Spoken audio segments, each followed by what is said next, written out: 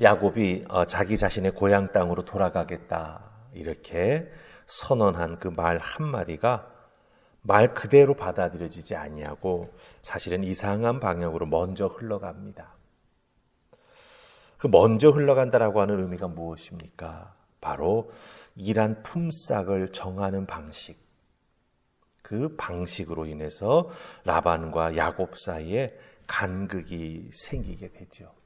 사실 라반이 부자가 될 수 있었던 것은 전적으로 야곱 때문입니다. 야곱이 열심히 일해 주었고 하나님이 또한 야곱의 손에 축복해 주셔서 기르는 양들마다 염소마다 아주 새끼를 잘 낳고 튼튼하게 커서 많은 부를 라반에게 가져다 줄 수 있었던 것이죠. 야곱이 그런 모습을 보면서 거기에 합당한 대우를 요구하지요. 그런데 오늘 말씀 7절 말씀을 우리가 보면 읽었던 말씀 7절을 보면 라반은 야곱에게 정당한 품삯을 준 것 같지가 않습니다. 그가 노력한 것을 인정해 준 것 같지가 않습니다. 자꾸 말을 바꾸었죠. 품삯 정함에 있어서 라반은 자꾸 말을 바꾸고 야곱에게 정당한 대우를 해주지 않았다라고 하는 거예요. 그럼 어떻게 되겠습니까? 문제가 생길 수밖에 없죠. 야곱이 꾀를 씁니다. 나름대로 방법을 써가지고 태어나는 양과 염소가 다 자기 품삯에 해당되도록 만들어버립니다. 성경에 보면은 특정 나뭇가지, 그 껍데기를 다 벗기고 그 나뭇가지를 양떼가 바라다 보이는 곳에 딱 세워놓으면은 그 양들이나 염소가 임신하여 태어나는 그 새끼들이 다 야곱의 소유가 되도록 색깔이 들어가 있는, 얼룩이 되어 있는 어떤 그런 새끼만 태어나게 되었다라고 하는 거죠. 근데 정말 특정 나뭇가지가 그렇게 새끼가 태어날 때 색깔을 결정해 줄 수 있는 힘이 있을까요? 사실은 아니지요. 이 기적 같은 일이 일어나는 것은 사람의 방법으로 일어나지 않는다라고 하는 것입니다. 그럼 오늘 말씀 속에 그 기적과 같은 일이 어떻게 일어났는가라고 하는 것에 대한 답이 들어 있습니다. 우리 9절 말씀 보십시다. 31장의 9절입니다. 다 찾으셨습니까? 우리 같이 읽습니다. 시작. 하나님이 이같이 그대들의 아버지의 가축을 빼앗아 내게 주셨느니라. 아멘. 야곱이 제대로 싹쓸 받지 못했지요. 일한 대가를 잘 받지 못했습니다. 요구했지만 라반이 자꾸 말을 바꾸며 미루었습니다. 그러자 하나님이 어떻게 하셨습니까? 야곱에게서 라반에게서 야곱의 소유가 될 가축들을 빼앗아 하나님께서 주셨습니다. 빼앗아 주셨습니다. 9절 말씀은 분명히 그렇게 말하고 있습니다. 하나님이 빼앗아 내게 주셨다. 여기서 빼앗다라고 하는 이 말은요, 낚아채다 이런 뜻을 가지고 있어요. 낚아채다. 또 주셨다라고 하는 말은 전달하다라고 하는 뜻을 가지고 있습니다. 그러니까 여러분들 잘 보세요. 이 두 동사가 함께 쓰였습니다. 빼앗다, 주셨다, 낚아채서 전달하셨다. 즉 이런 낚아채서 전달하는 행동을 하시는 주체가 누구입니까? 바로 하나님이십니다. 하나님이 그렇게 하십니다. 원래 야곱이 받아야 될, 원래 야곱의 것이 되어야 될 품삯을 라반에게서 하나님께서 가져다가 야곱에게 주신 것이다 라고 하는 것이죠. 그러니까 야곱이 특정 나무를 양떼를 향하게 해가지고 그런 결과가 생긴 게 아니라 실제로는 하나님이 하신 것임을 강조하고 있고 야곱도 그것을 깨달아 알고 자기의 입으로 고백하고 있다라고 하는 것입니다. 여기서 우리가 깊이 깨달아 알아야 될 게 있습니다. 야곱이 꾀를 내어 한 것 같지만, 다른 말로 바꾸면 사람이 한 것 같지만 그것은 사람이 한 것 같지 않다, 한 것이 아니라고 하는 겁니다. 왜 그렇습니까? 사람이 한 것 같다라고 하는 이유는 무엇입니까? 야곱의 눈에 보이는 퍼포먼스를 했죠. 가지를 꺾어다가 일부러 껍질을 벗기고 그것을 양들이 보이는 곳에 닦고 땅에 꽂아 세워놓고 눈에 보이는 퍼포먼스를 함으로 말미암아 야곱이라고 하는 사람이 한 것 같지만 그러나 그 과정과 결과는 누가 하셨다? 하나님이 하셨다. 예, 야곱 스스로가 자기의 입으로 고백하고 있습니다. 하나님이 빼앗아 나에게 주셨다. 여러분들, 여기서 우리가 스스로를 돌아봐야 될 부분이 있습니다. 우리 인생의 열매가 맺히고 정말 귀한 결과물을 이렇게 다 보게 될 때 우리가 한 가지 돌아봐야 될 것이 있습니다. 무엇입니까? 내 열심이 하나님의 섭리와 하나님의 인도하심을 가려서는 안 된다라고 하는 거예요. 내가 열심을 내서 신앙생활하는 건 맞습니다. 그런데 우리는 종종 내 열심이 그렇게 결과를 만들었다라고 생각할 때가 있어요. 그래서 우쭐할 때가 있다라고 하는 거죠. 아니라고 하는 것입니다. 내 열심이 절대로 하나님을 대신할 수 없음을 우리는 기억해야 합니다. 야곱은 꾀까지 내었지요.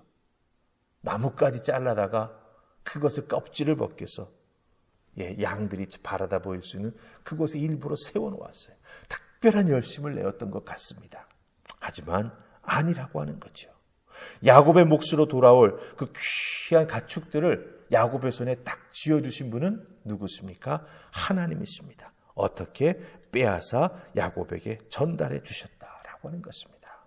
즉 인간의 열심이 아닌 하나님의 섭리, 하나님의 도우심, 하나님의 역사가 귀한 결과를 만들었다라고 하는 것 꼭 기억하시고 하나님 앞에 헌신하며 충성하시되 여러분의 열심이 하나님의 능력을 가리지 아니하도록 겸비한 하나님의 사람들 다 될 수 있기를 주님의 이름으로 축복합니다. 자, 이제 우리 31장의 13절 말씀 보십시다. 13절 다 찾으셨습니까? 우리 같이 읽습니다. 자, 시작.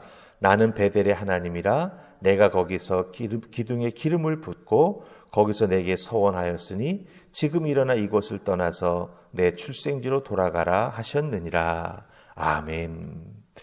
자, 문제가 자꾸 생기고 충돌하게 되고 또한 라반이 야곱을 바라다보는 눈이 그 시선이 곱지가 않습니다. 그것을 느끼게 되니까 이제 야곱이 깨달은 게 있지요. 아, 하나님이 나의 삶을 이제 다시 방향을 바꾸시려고 하는 것 같다. 그 와중에 하나님을 만나게 되고 하나님의 음성을 다시 듣게 됩니다. 13절 뭐라고 말씀하신 하나님의 음성을 듣습니까? 나는 베델의 하나님이다. 이렇게 말씀하십니다. 그리고 돌아가라 라고 하는 말씀을 듣습니다. 여러분들, 이 나는 베델의 하나님이다. 이 말씀 한반이면 야곱은 사실은 순종할 수밖에 없지요. 왜 그렇습니까? 나는 베델의 하나님이다 라고 하는 이 말씀 속에 야곱이 하나님을 만났던 그 경험의 모든 것이 다 들어있기 때문이에요. 우리 한국 개역 성경에는 나는 베델의 하나님이라 이렇게 번역했지만 히브리 성경에 있는 그 문장을 있는 그대로 직역하면은 나는 베델의 그 하나님이다. 그 앞에 하나님 앞에 그라고 하는 단어가 들어가 있어요. 정관사가. 이게 무슨 말입니까? 야곱이 부엘세바에서 하란으로 가는 길 혼자 도망하고 있었지 않습니까? 그때 그 길에서 하나님을 만나지 않습니까? 그때 그 경험을 되새김질하면서 두렵다라고 말하면서 자기가 하나님을 만났던 그곳은 하나님의 집이요 하나님의 하늘의 문이다 이렇게 선언하면서 베델이라고 불렀습니다. 베델, 하나님의 집.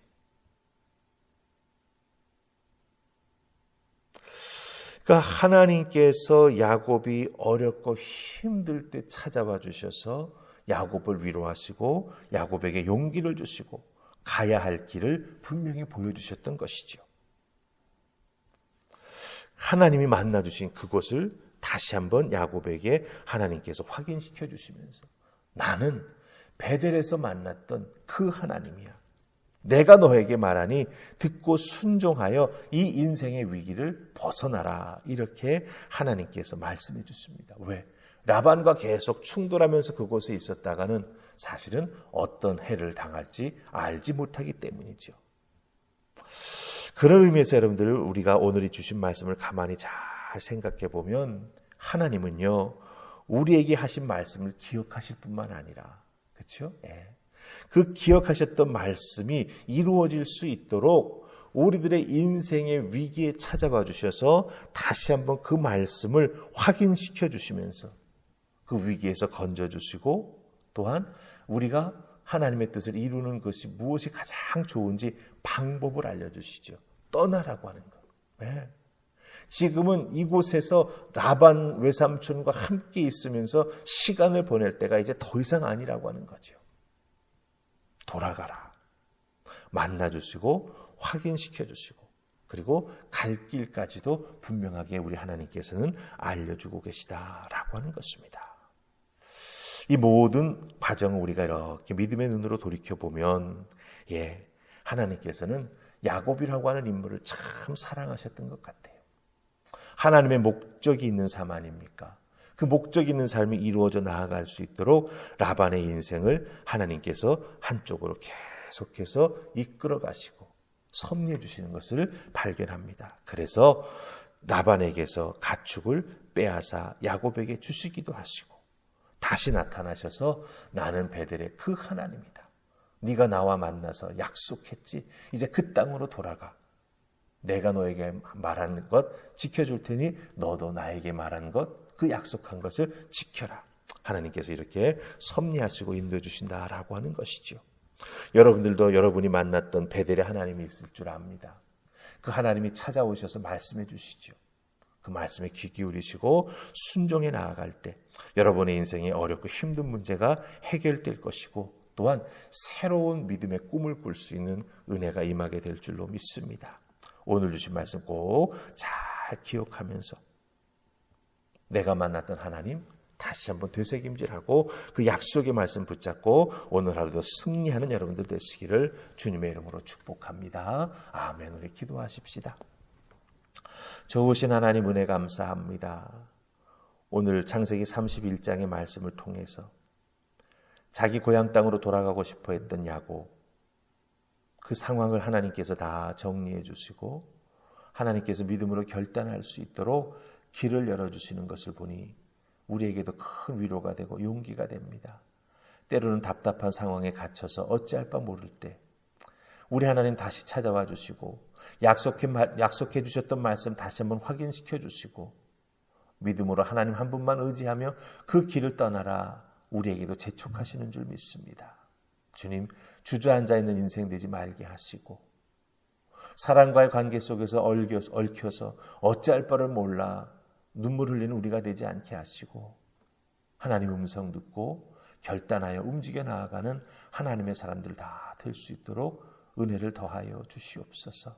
오늘 주어진 나의 삶의 자리에서도 하나님의 음성 듣고 순종하며 믿음의 발걸음 옮겨 나아가는 우리가 되기를 소원하옵고 예수님 이름으로 기도하옵나이다. 아멘.